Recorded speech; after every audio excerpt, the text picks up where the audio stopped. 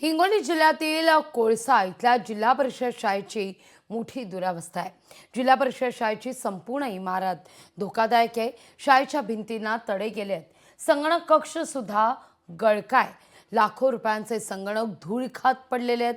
वर्ग खोल्यांमध्ये टीन पत्रे फुटल्यानं गळक्या वर्ग खोल्यांमध्ये विद्यार्थ्यांना शिक्षण हे घ्यावं लागतंय। पहिली ते 7वी पर्यंत असणाऱ्या या शाळेतील सगळ्याच वर्ग खोल्या या धोकादायक स्थितीत आहेत। या सगळ्याचा आढावा घेतलाय आपले प्रतिनिधी गजानन वाणी यांनी।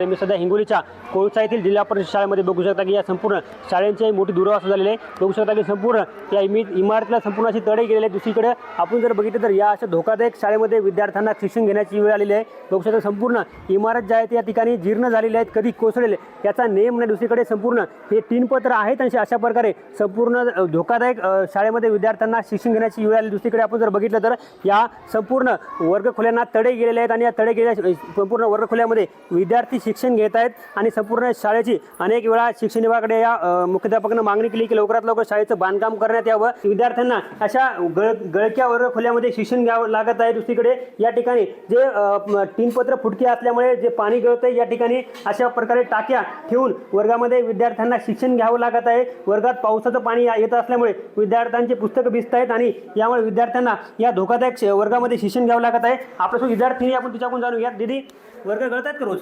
हो, रोज गळतात। पाऊस आल्यावर आमच्या वह्या पुस्तकं भिजतात।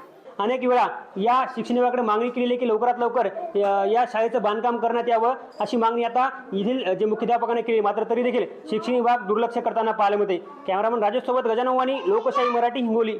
आमची जिल्हा परिषद प्राथमिक शाळा कोळसा या शाळेला 1 ते 7 वर्ग आहेत आणि एकूण विद्यार्थी संख्या 126 आहे।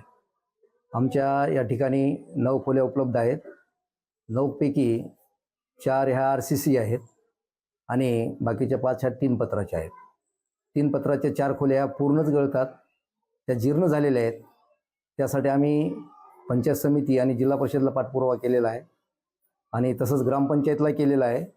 गट विकास अधिकारी यांनाही भेटलो आणि त्यामुळं या ठिकाणी कसं पाऊस आला तर विद्यार्थ्याचं भरपूर काही नुकसान होतं।